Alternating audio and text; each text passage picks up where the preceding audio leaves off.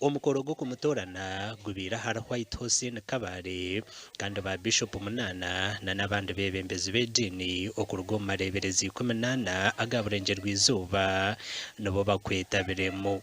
I, Biishopu Gadi Akanjuna, Bishop wa Kigezi Patrick Tugume Tusingwire nuwayebembire okutora nuku aho ba Bishop bona bicirize ngo Akanjuna twaro bukurobu. Akanjuna akemekwa nka Bishop wa Kigezi 2029 ebyo kwezi kwa gatano mwaka w'2022 arikuzo mu bijere bya engineer George Bagamuhunda.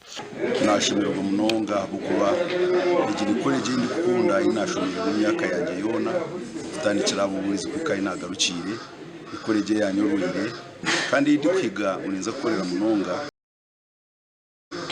twatanisa na ba bishops bakuru banje kandi n'urukiko urwagabanikazo osire turi kugira ngo rotating urukubari Bishop wa Kigezi na taking imyaka yargaho hazeho Bishop wa Nosi na rondijo diocese za Western Zone ziravemo leadership kandi ni promotinga ubumwe bwa University College okuguma directly ahansi y'obwebembezi wekanisa mu South Western.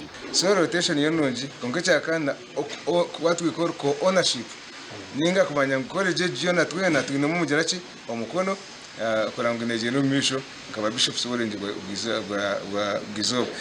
Orkwebembera itendekereri elia Bishop Barham University Dr. Aris Chobutunji ashabire ba Bishop kufayo munonga bakagambera itendekereri aharu kugira ngo bundera kayongera habeji.